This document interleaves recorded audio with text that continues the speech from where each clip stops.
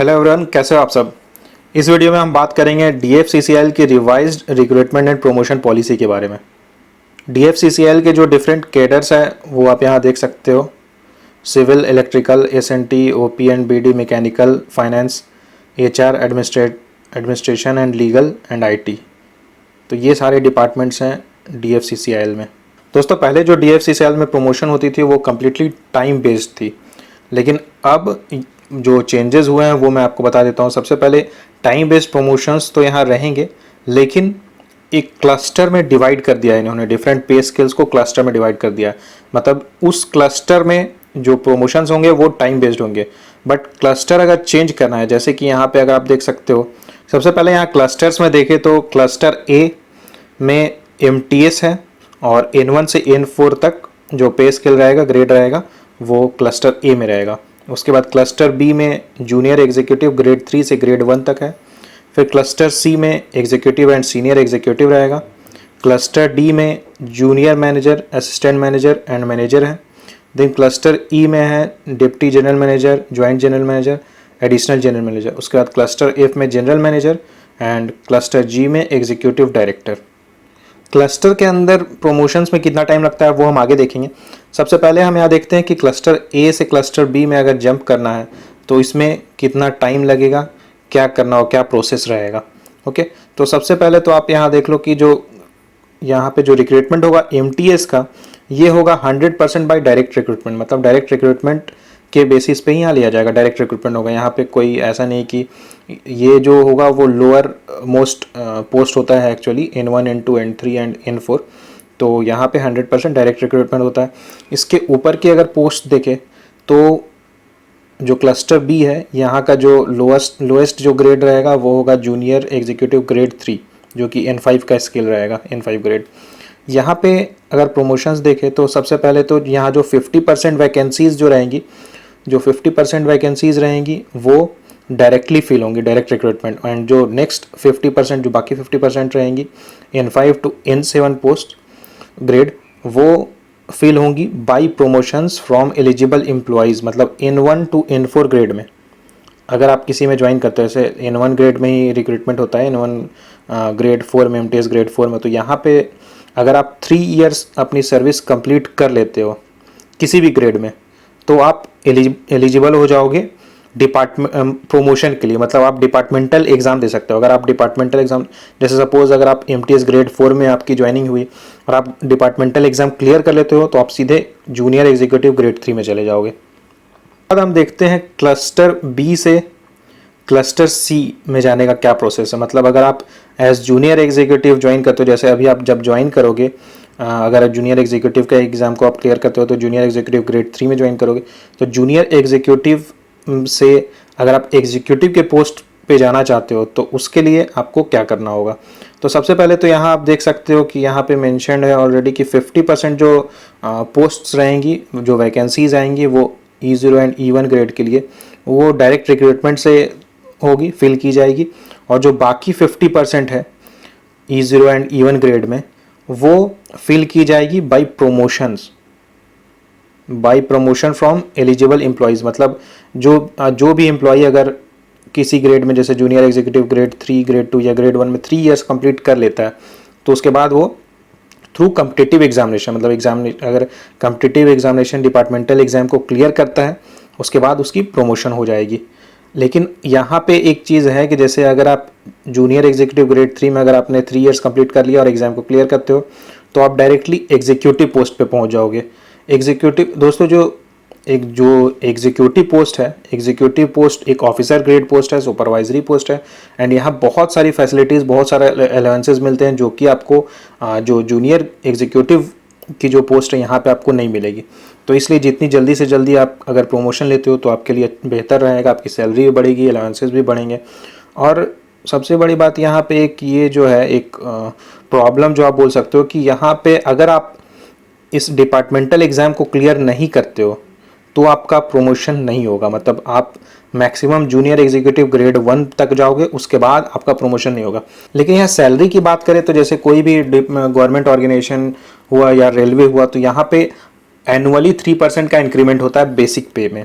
तो हो सकता है कि यहाँ पे आपका जो अगर आप जो डिपार्टमेंटल एग्ज़ाम है उसे अगर आप क्लियर नहीं करते हो और आप जूनियर एग्जीक्यूटिव ग्रेड 1 के पोस्ट पे हो, और यहाँ पे आपका हो सकता है कि जो बेसिक पे है वो बढ़ बढ़ के हो सकता है कि एग्जीक्यूटिव की जो बेसिक पे है उससे भी एक्सीड कर जाए, लेकिन आपका जो ग्रेड रहेगा वो चेंज नहीं होगा, मतलब आप जूनियर एग्जीक्यूटिव ग्रेड 1 ही कहलाओगे। इसलिए अगर आप चाहते हो कि अपने ग्रेड को इम्प्रूव करना जूनियर एग्जीक्यूटिव से एग्जीक्यूटिव एंड देन फर्दर अगर आप प्रमोशन चाहते हो, तो उसके लिए आपको डिपार्टमेंटल एग्ज़ाम क्लियर करना ही होगा, ये कंपलसरी है।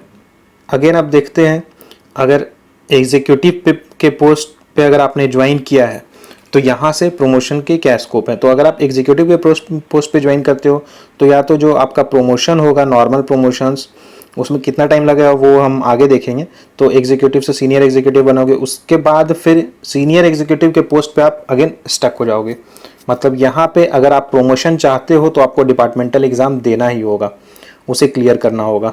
तो यहाँ पे जैसे यहाँ मेंशन्ड है, अगर आप cluster C to cluster D jump करना चाहते हो तो यहाँ क्या करना होगा। देखो, जो क्लस्टर डी मतलब ये जो वैकेंसीज निकलेंगी, यहाँ 50% जो वैकेंसीज होंगी E2 टू E4 ग्रेड में, वो shall be filled by direct recruitment. सबसे पहला ये है कि डायरेक्ट रिक्रूटमेंट से फिल किया जाएगा। उसके बाद बाकी जो 50% है उसके लिए shall be filled by promotion. And कौन किसके लिए, मतलब कौन इसमें एलिजिबल रहेंगे, eligible employees in E0 and E1 grade. मतलब E0 एंड E1 ग्रेड में अगर आपने 3 इयर्स कंप्लीट कर लिया है तो ही आप जो कॉम्पिटिटिव एग्जामिनेशन होगा यानी कि जो डिपार्टमेंटल एग्जाम होगा उसे देकर आप जूनियर मैनेजर के पोस्ट पे पहुंच सकते हो।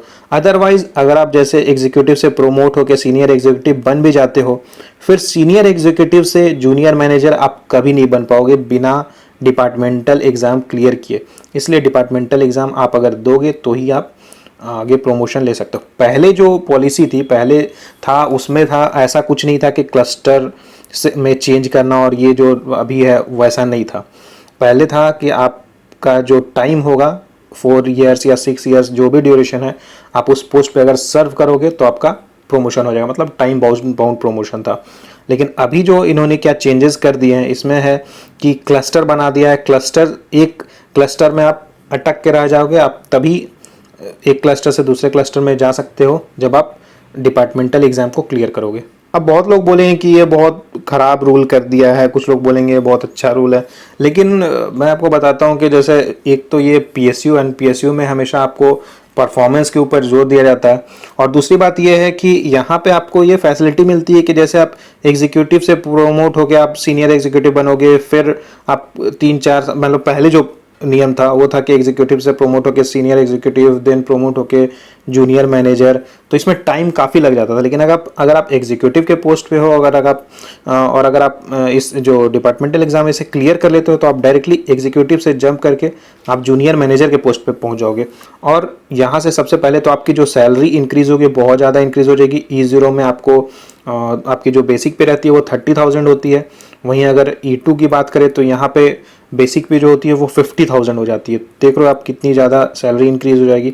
दूसरी बात है कि जूनियर मैनेजर में जो अलाउंसेस मिलते हैं वो काफ़ी ज़्यादा होते हैं एग्जीक्यूटिव के कंपैरिजन में।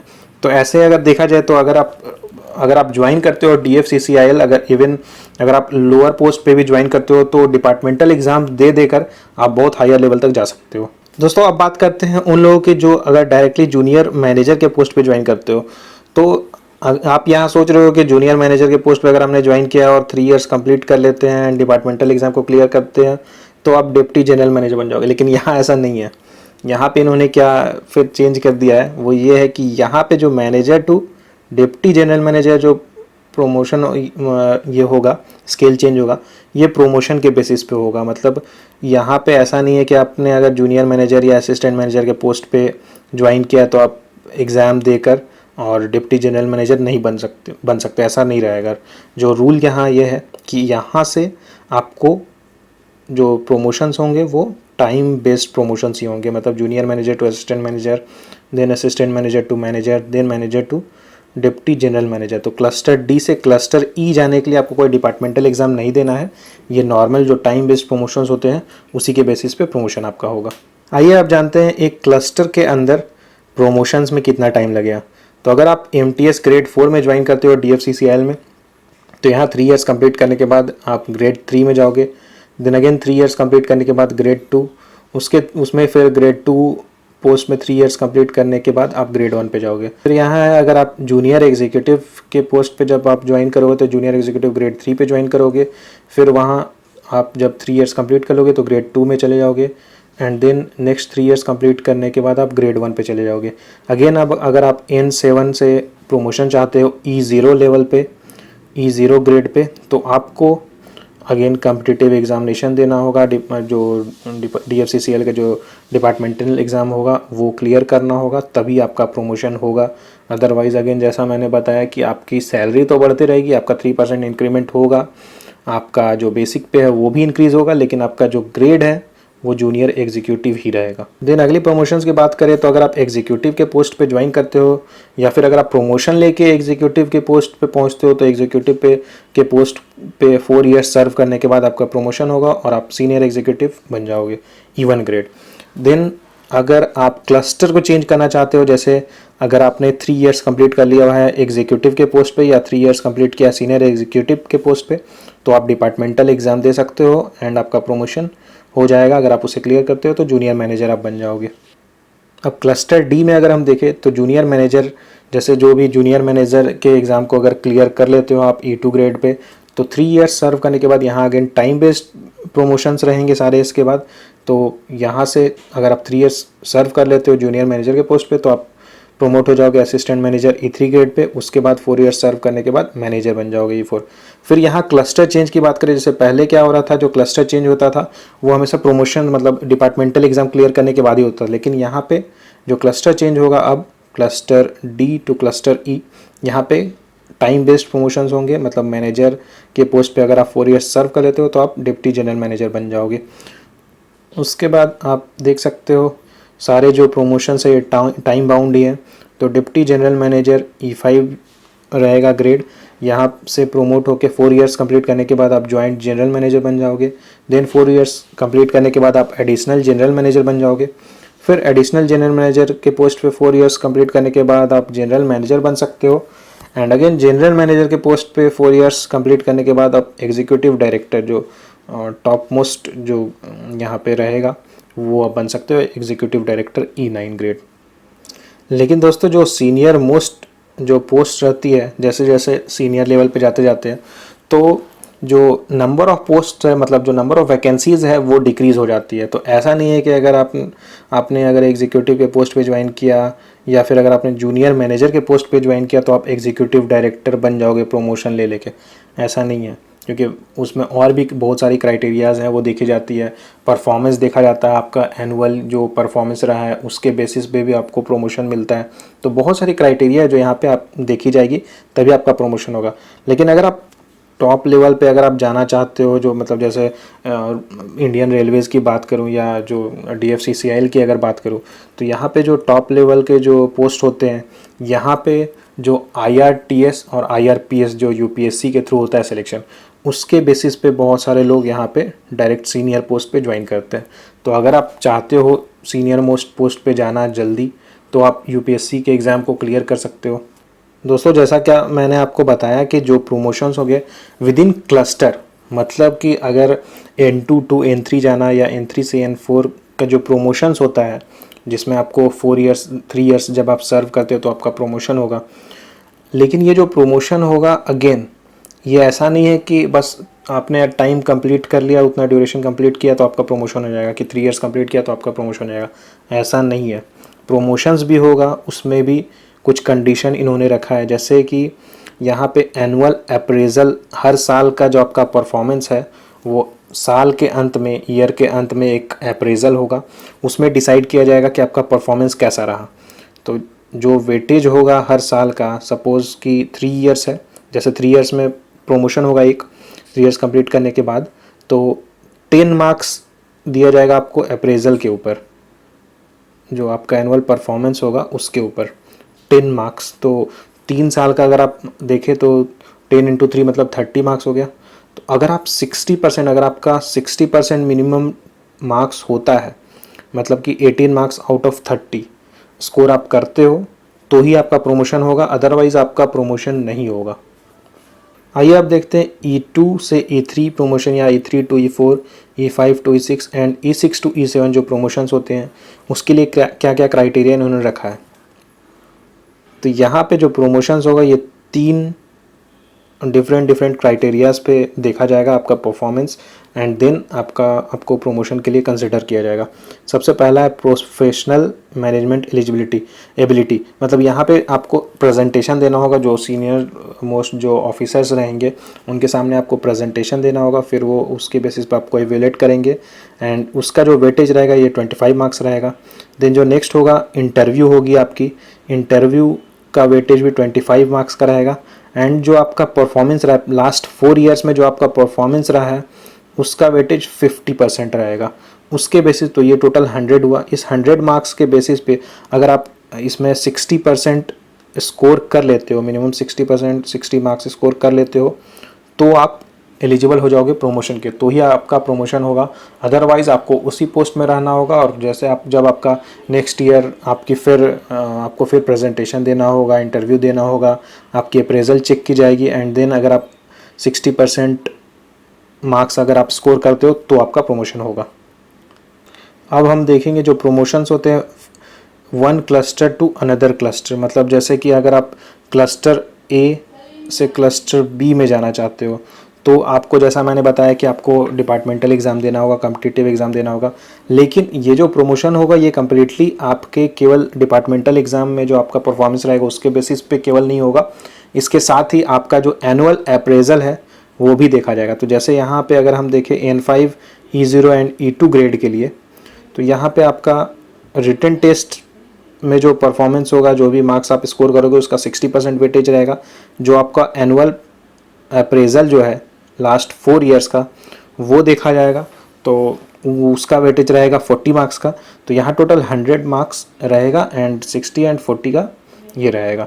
तो इसमें अगर आप 60% अगेन स्कोर करते हो, इस 100 मार्क्स में आउट ऑफ 100 में 60% अगर आप स्कोर करते हो तो ही आपका प्रमोशन होगा, अदरवाइज़ आपका प्रमोशन नहीं होगा, फिर आपको नेक्स्ट ईयर के लिए वेट करना होगा। अब देखते हैं क्लस्टर डी से क्लस्टर ई में जो प्रमोशंस होगा उसमें क्या क्या चीज़ें देखी जाएंगी। तो यहाँ पे जैसे मैंने बताया था कि क्लस्टर डी से क्लस्टर ई के लिए कोई आपको कॉम्पिटिटिव एग्ज़ाम नहीं होगा, कोई डिपार्टमेंटल एग्ज़ाम नहीं होगा।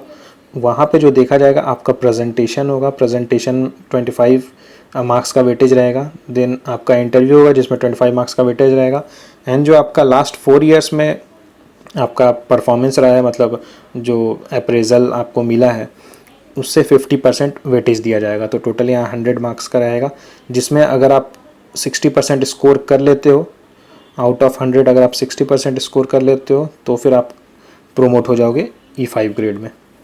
दोस्तों ये प्रमोशन का मेथड जो है थोड़ा कॉम्प्लिकेटेड है, लेकिन जब आप एक बार DFCCL ज्वाइन कर लोगे तो ये सारी चीज़ें आपको बिल्कुल क्लियर हो जाएंगी। एंड दूसरी बात ये है कि ये जो इसका PDF जो है इसके डिटेल्स के बारे में, प्रमोशन के बारे में, ये मैंने डिस्क्रिप्शन में डाला हुआ है। डिस्क्रिप्शन में आपको लिंक मिल जाएगा, तो आप वहाँ जाके अगर स्टडी करना चाहो तो आप देख सकते हो।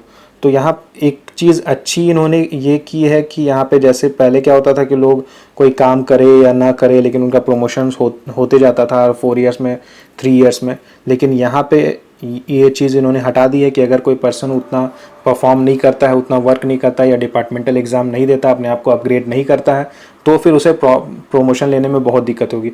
और कोई भी पर्सन नहीं चाहता है कि उसका प्रमोशन ना हो। तो अगर आप ज्वाइन करने के बाद भी जब आप प्रमोशन लेना चाहोगे तो आप इजीली ले सकते हो। फ़ायदा आपको ये हो जाएगा कि आप अगर जूनियर लेवल पे भी हो और अगर आपने 3 ईयर्स कंप्लीट कर लेते हो और डिपार्टमेंटल एग्ज़ाम क्लियर करते हो और आपका परफॉर्मेंस अच्छा रहा तो आपका तुरंत प्रमोशन हो जाएगा। तो ये जो हार्ड वर्किंग जो एम्प्लॉयज़ हैं उनके लिए बहुत फ़ायदे वाली चीज़ है। दोस्तों उम्मीद है कि प्रमोशन से रिलेटेड जो भी आपके मन में डाउट्स होंगे वो क्लियर हो गए होंगे, लेकिन फिर भी अगर आपको कोई क्वेरी या कन्फ्यूज़न हो तो आप मुझे कमेंट करके पूछ सकते हो। एंड अगर वीडियो अच्छी लगी हो तो वीडियो को लाइक करना एंड चैनल को सब्सक्राइब जरूर करना। Thank you.